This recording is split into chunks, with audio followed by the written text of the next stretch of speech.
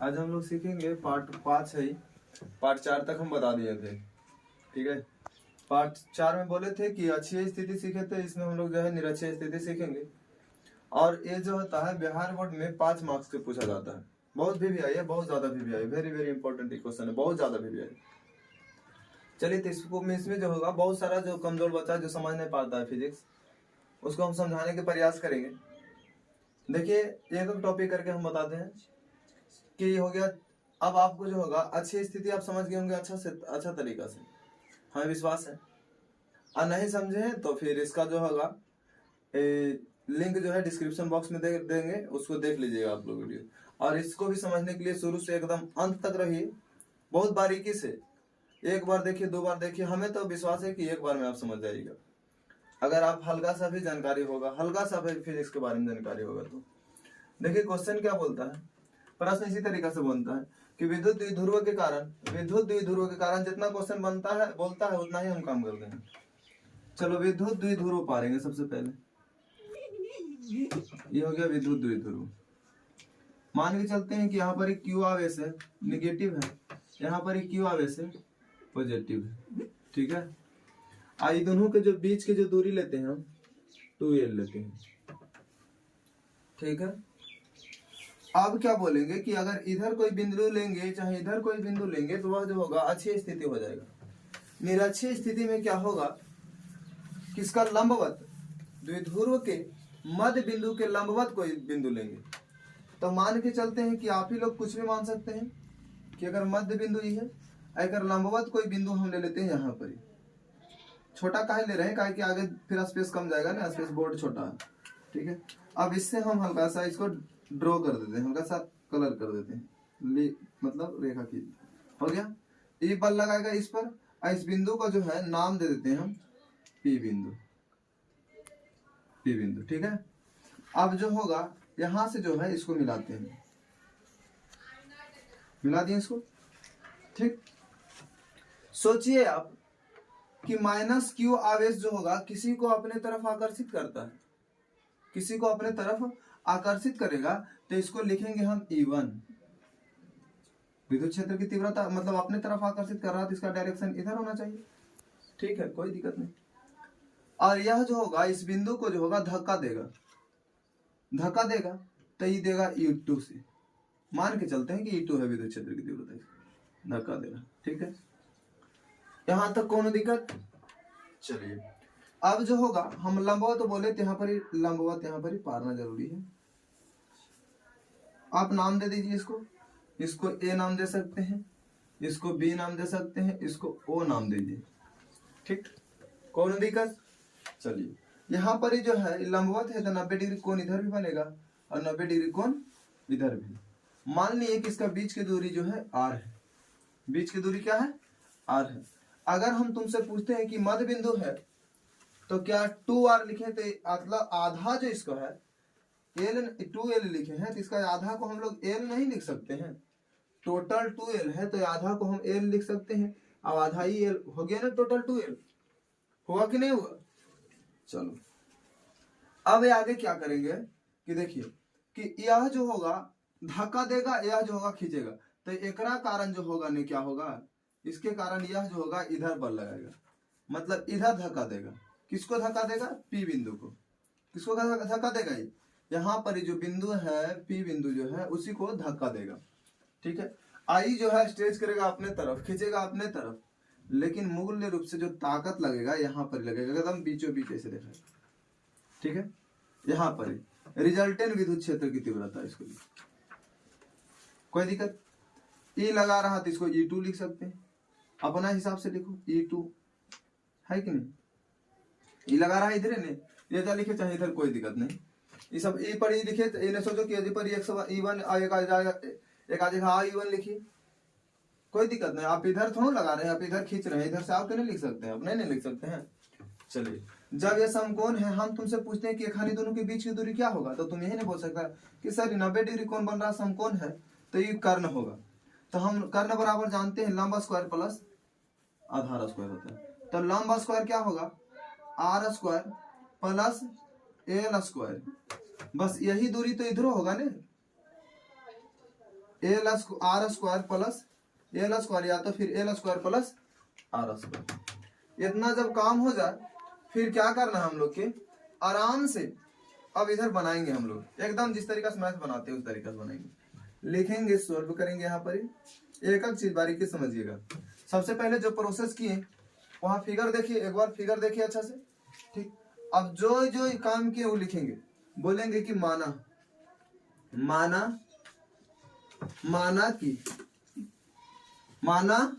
कि A B, माना कि ए बी एक द्विध्रुव लिया, माना कि ए बी एक द्विध्रुव लिया, ठीक है। जिनका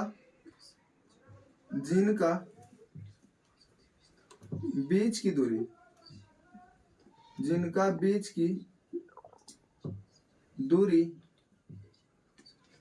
बीच का दूरी 2l है, जो कि बहुत अल्प है। लेकिन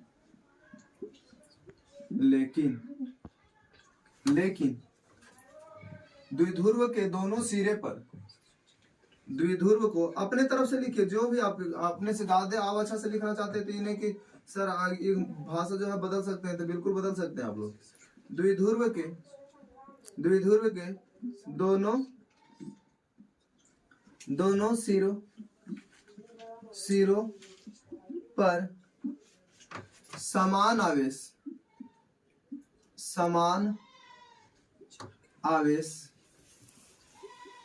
आवेश, लेकिन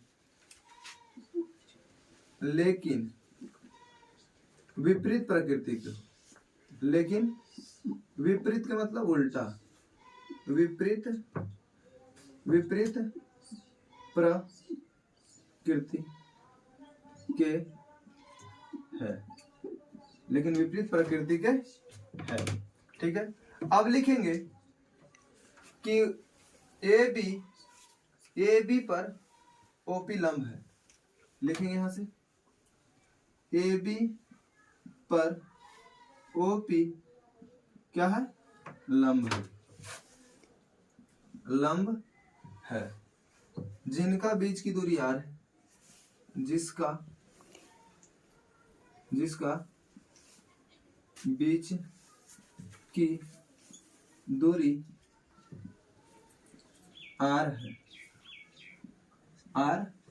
है, ठीक है। जिनका बीच की दूरी क्या है, r है।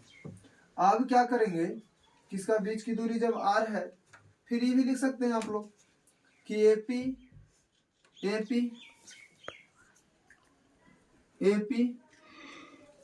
तथा बीपी की बीच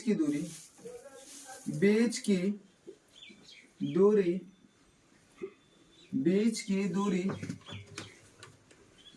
root under R square plus L square है।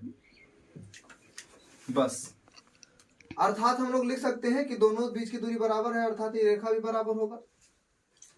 यहां से हम लोग लिख सकते हैं अर्थात में करके, अर्थात क्या लिखेंगे, एपी बराबर बीपी बराबर root under R square plus L square, ठीक है। यहाँ पर कोई दिक्कत, अच्छा से नहीं पड़ रहा। चलो अब देखेंगे हम लोग कि माइनस क्यू आवेश के कारण पी बिंदु पर लगने वाला बल या विद्युत क्षेत्र की तीव्रता देखेंगे। अब यहाँ लिखते हैं, देखिए अब यहाँ से देखेंगे कि माइनस क्यू बिंदु के कारण, किसके कारण लिखेंगे। अब हम लोग एक एक को लिखते हैं पॉइंट बना, माइनस क्यू आवेश के कारण, आवेश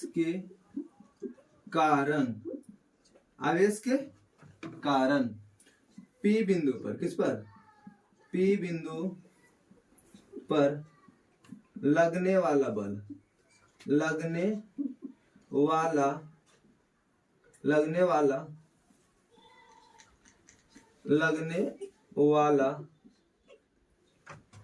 वाला बल या विद्युत क्षेत्र की तीव्रता, लगने वाला विद्युत क्षेत्र की तीव्रता, विद्युत लिख रहे हैं, विद्युत क्षेत्र की तीव्रता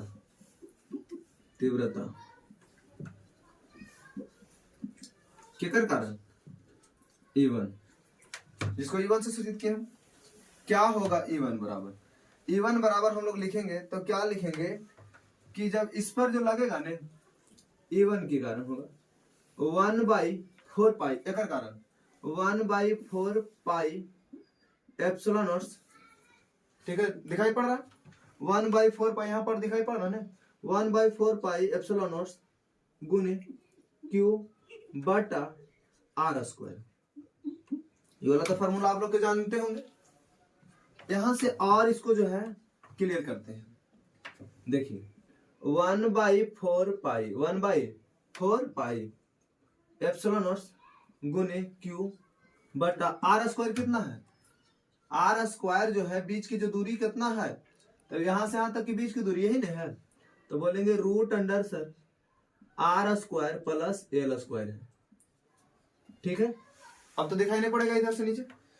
अब देखिए अब इधर हम लिखते हैं, ठीक है, इधर क्या लिखेंगे कि बराबर, इसको सोल्व करेंगे कि 1/4 पाई एप्सिलॉन नॉट गुने Q बटा स्क्वायर से रूट खत्म, तो बोलेंगे R square plus L square. इसको आप छोड़ दीजिए अब यहीं पर। अब आगे चलेंगे, इसको मान लेते हैं समीकरण फर्स्ट मान लेते हैं, ताकि जो है बाद में कोई दिक्कत के सामना ना करना पड़े। चलिए तो आप लोग इतना लिखिए, उसके बाद फिर हम इसको इरेज करते हैं और कुछ आगे चलते हैं। इसको इरेज करके फिर क्या करेंगे, आगे चलेंगे। ठीक है, तब तक आप लोग नोट डाउन कीजिए, हम इसको बोर्ड को क्या करते हैं, मिटाते हैं। ठीक ना, मिटाने के बाद फिर आप लोग के यहाँ से सब झूठ मूठ के जो लिखे हैं सब फालतू आप प्रोसेस मेन रूप से यहाँ से चालू होगा। इसको इरेज करते हैं, आप लोग नोट डाउन कीजिए कॉपी में। ठीक है, चलिए यहाँ तक जो है कर दिए ने। अब माइनस क्यू आवेश हो गया, अब प्लस क्यू आवेश से देखेंगे। किससे देखेंगे, प्लस क्यू आवेश के कारण। यहाँ पर लिखते हैं प्लस क्यू आवेश के कारण, प्लस क्यू आवेश के कारण, कारण किस पर, P बिंदु पर। किस पर, P बिंदु पर, P बिंदु पर लगने वाला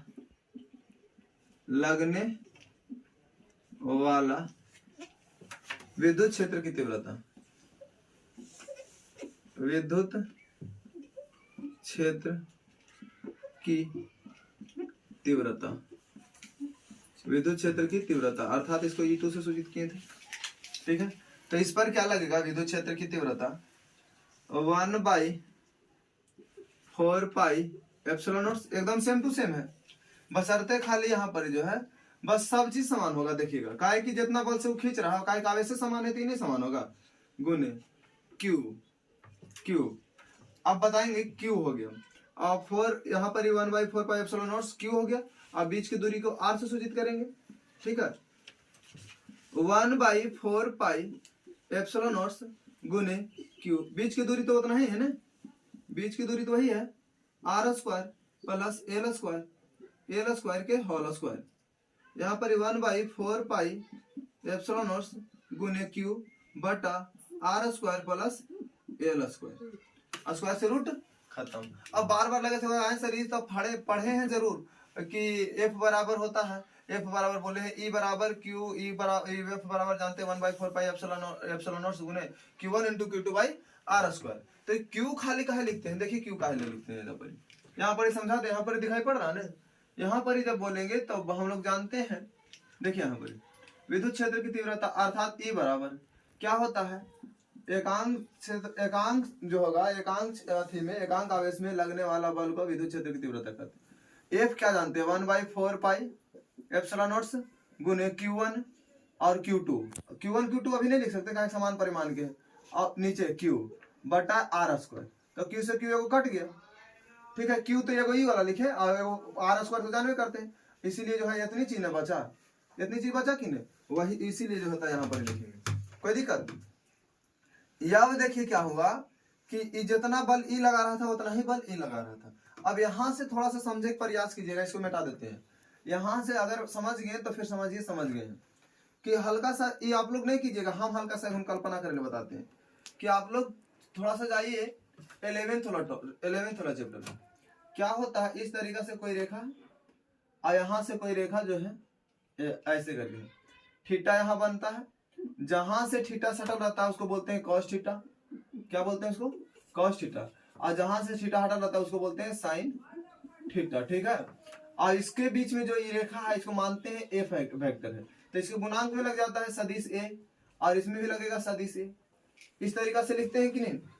अब सोचिए कि इसको मान लेते हैं थीटा डिग्री है, अगर ये थीटा डिग्री है तो भी थीटा डिग्री होगा, होगा नहीं जी, कैसे, कहा कि बीच की अगर ये भुजा समान है दोनों के तो एंगल भी समान होगा, अगर ये भुजा समान है तो एंगल भी समान होगा, होगा कि नहीं होगा।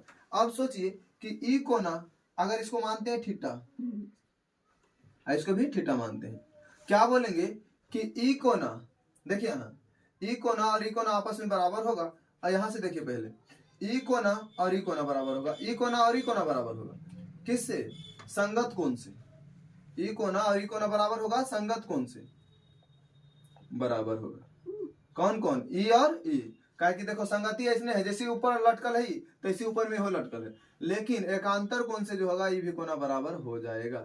एकांतर कोण कैसे समझेंगे, जैसे डालवा टेढ़ हो गलो तैसे समझना कि वह एकांतर कोण है, ठीक है।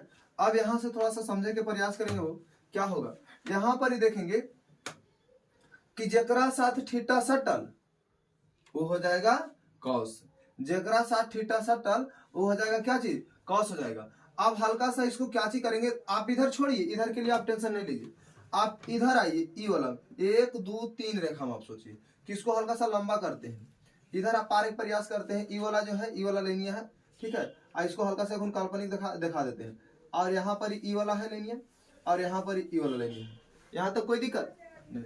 एंगल हमको बना कहाँ पर, ये एंगल बना, एंगल हमारा बनल है यहाँ पर ही, जो कि यहाँ पर ही है कि नहीं, एंगल कहाँ पर ही बनल है, यहाँ पर। अब हम तुमसे पूछते हैं कि यहाँ पर ये एंगल बनल है, तो नहीं, यहाँ पर ये एंगल नहीं बना हुआ, हम क्या बोलेंगे, इसका क्या नाम है, ये वाला रेखा, तो ये वाला रेखा का नाम E1 बोलेंगे ना ऐसे करके। यहाँ पर ही सोचिए कि ये तीनों रेखा को हम उठा करके लेके गए, आप इधर एकदम नहीं सोच सकते, ठीक है। अब एक साथ जो है थीटा बनल है, थीटा बनल है कि नहीं, आई रेखा के हम नाम दिए E1, क्या दिए हम E1, आज जकरा साथ थीटा डिग्री कोण बनल रहता है उसको लगाते हैं कॉस, क्या लगाते हैं उसको, कॉस थीटा, ठीक है। आज जकरा से थीटा हटल रहता है बोलते हैं साइन थीटा, कोई दिक्कत। चलिए अब क्या बोले थे, इसमें ए गुना कर दिए थे तो इसमें E1 गुना करेंगे कि नहीं गुना करेंगे, और इसमें भी E1 गुना करेंगे करेंगे कि नहीं गुना करेंगे, समझ में आया कि नहीं, इसमें भी E1 गुना करेंगे, यहां तक कोई दिक्कत। चलिए तो यहां से भी बोलेंगे कि इस रेखा के सापेक्ष, तो इसको बोलेंगे हम लोग E1 cos theta, E1 cos theta, यहाँ पर सदिश के चिन्ह दिखा सकते हैं आप लोग, बाकी ई रेखा के लिख सकते हैं E1 sin थीटा, क्या चीज लिख सकते हैं E1 sin थीटा, लेकिन इस सबसे मतलब हम लोग के नहीं रहता है। अब थोड़ा सा हम ऊपर चढ़ जाते हैं, अब यही लाइन, अब इसको छोड़िए, इसको कल्पना कीजिए, अब इसको छोड़िए, इसको कल्पना कीजिए, अब ये रेखा तो एकरो लिए है और एकरो लिए था ये रेखा। अब सोचिए कि ये वाला रेखा जो है एगो इधर आ रहा है जो कि ये वाला, ठीक है। अब काल्पनिक रेखा एक साथ तो थीटा डिग्री कोण बनेले है, बनेले कि नहीं बनेले, लेकिन इसके साथ कोई कोण बनेले है नहीं, कोण बनेले, तो जिसके साथ कोण बनेले रहता है उसको क्या चीज बोलते हैं, कॉस थीटा, और जिसके साथ कोण नहीं बनाता उसको क्या बोलते हैं, साइन थीटा, और एक साथ ही कोण बनेले है तो बोलेंगे कॉस थीटा है भी, कोई दिक्कत, यहां तक कोई दिक्कत। अब देखिए कि इस पर बोले थे ई वाला जो है किससे डिनोट कर रहे हैं, ई वाला ले लिया किससे, E2 से, तो हम बोलेंगे यहाँ पर ही भैया कि E2 वाला है, इसको बोलेंगे E2 वाला है, लेकिन एकरा से कोई मतलब नहीं है, कहा कि ई जितना ऊपर जा रहा है, जितना ई खींच रहा है उतना ही ई खींच रहा, तो एकरा पर कोई प्रभाव नहीं पड़ रहा, तो इसलिए हम इसको से कोई मतलब नहीं रखते। यहां तक समझ में आ गया आप लोग के। चलिए अब हम क्या लिखेंगे कि जैसे मान के चलते हैं कि तो हमको आ गया E2 आ गया, E आ गया E1, पूरी जो मोटा मोटी बात है इस पर लगने वाला बल, तो हम बोलेंगे E2 प्लस E1, यदि पर इन्हें जुड़ जाड़ के दोनों चीज बाहर है। तो अब ये चीज तो लिखे दिए, तो यहाँ पर तो भी लिखना पड़ेगा ने कि एकर सापेक्ष आप देखिएगा ने, एकर सापेक्ष आप देखिएगा तो यहाँ पर हो जाएगा E2 cos थीटा, काहे कि एंगल एकरा साथ बनल है। अब पूछ रहे हैं कि एकरा परिमाण कुछ होगा, तो आप बोलिएगा कि नहीं सर दोनों चीज जुटल है। क्या चीज बोलिएगा आप लोग कि दोनों चीज जुटा हुआ है, तो इसको बोलते हैं समीकरण 2, इसको मान लेते हैं समीकरण 2। हम बोलेंगे कि इस पर रिजल्टेंट क्या आया, तो हम बोल सकते हैं कि E1 cos theta plus E2 sin theta, sine बोल रहे हैं, दोनों क्वेश्चन होगा E2 cos थीटा, ये चीज आएगा। अब देखिए क्या होगा, अब आगे क्या होगा, अब आगे जो होगा यहां पर ही समझ गए होंगे तो पूरा अच्छा समझ गए होंगे आप लोग।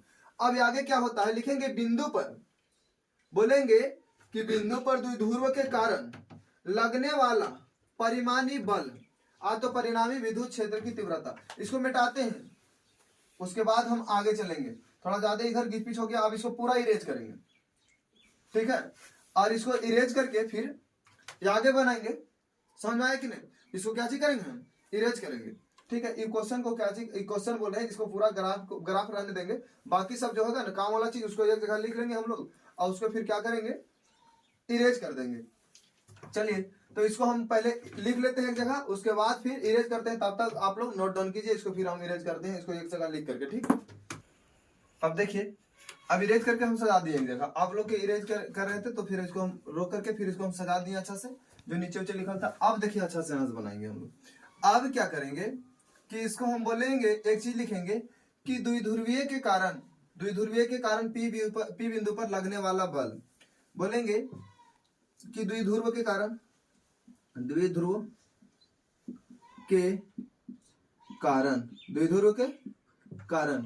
पी बिंदु पर, किस पर, पी बिंदु पर लगने वाला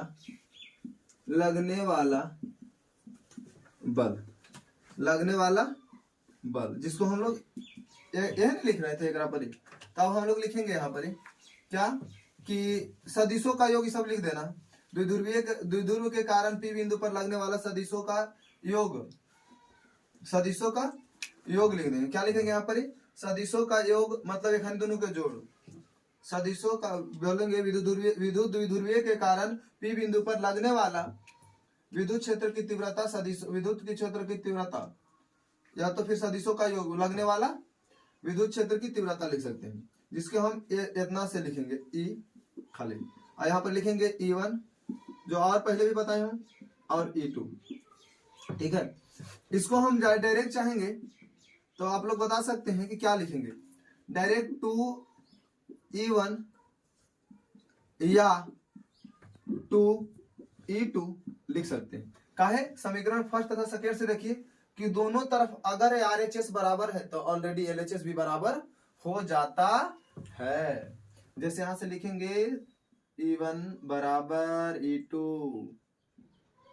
होगा, यहां से जब इस तरीका से बराबर है तो इस तरीका से ऑलरेडी बराबर हो जाएगा, होगा कि नहीं होगा।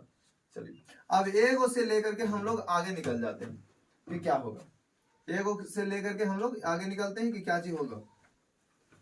तो इसमें होगा विद्युत क्षेत्र की तीव्रता, तो इसमें cos थीटा भी जोड़े नहीं, तो इसमें cos थीटा जोड़ देते हैं, cos थीटा लगेगा नहीं, पर देखो ये क्या लिखाएगा, E1 cos थीटा और E2 cos theta, E1 cos theta और फिर प्लस नहीं, या क्या होगा, या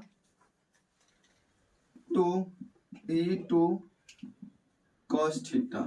अब दोनों में से कोई एक चीज से चलिए वही चीज आएगा। अब इसको सोल्व करते हैं, तो 2 हो गया। E1 के मान मालूम कितना है आपको, E1 के मान मालूम जो है 1 बाई, ऊपर में 2 है, यहाँ पर देखिए गड़बड़ा जाइएगा आप लोग, 2 गुना 1/2 4 पाई एप्सिलॉन नोट्स गुने Q1 इंटू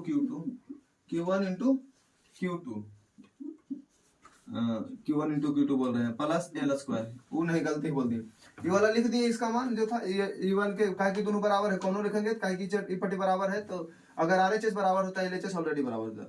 अब यहाँ लिखेंगे cos थीटा, cos थीटा। अब चलिए यहाँ लिखेंगे 2Q बटा 4 pi epsilon notes, 4 pi epsilon notes गुने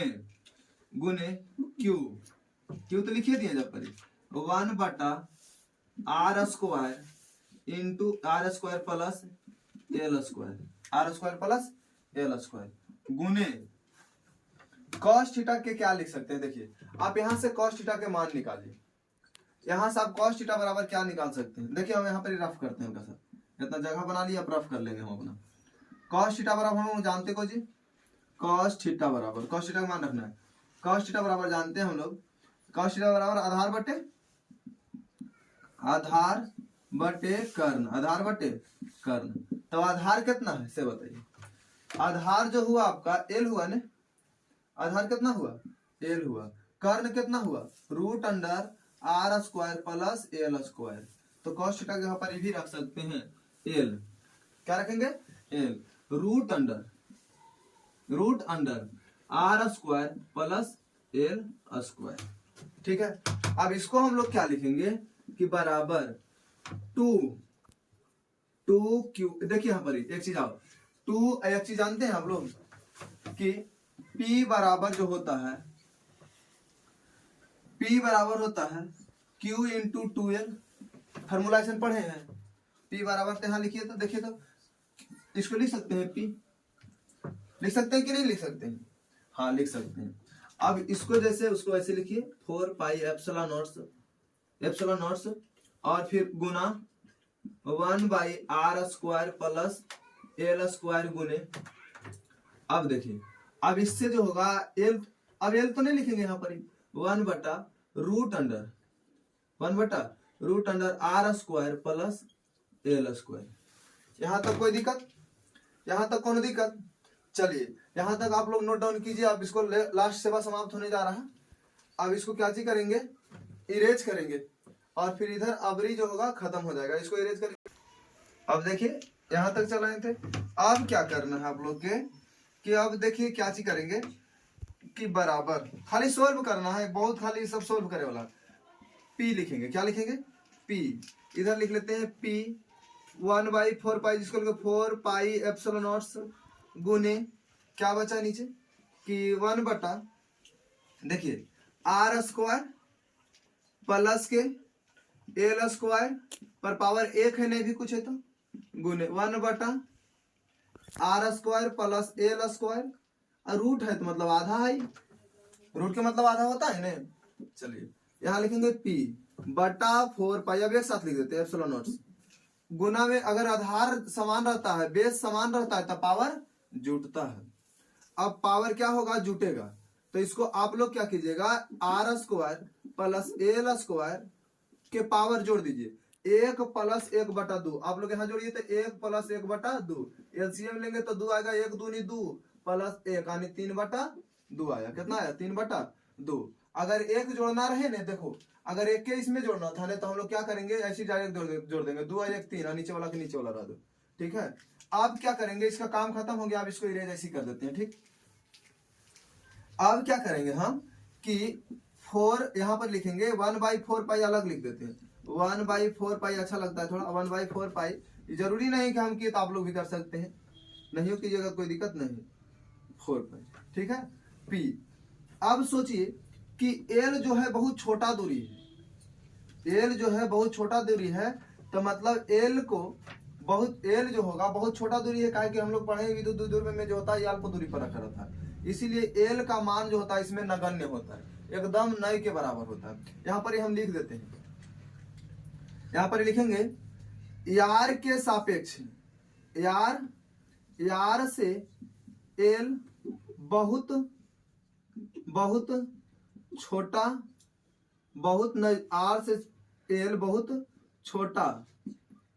छोटा है, इसलिए इसे नगण्य नगण्य मानकर रखेंगे, रखते हैं, रखते हैं, है कि नहीं? काहे कि जो है आर का जो मान है ना आपका, आर का जो मान है एल से बहुत छोटा है, बहुत छोटा, जितना बड़ा आप छोटा दे सकते हैं, मतलब एल से ये बहुत बड़ा है यार, ये भी तो लिख सकते हैं।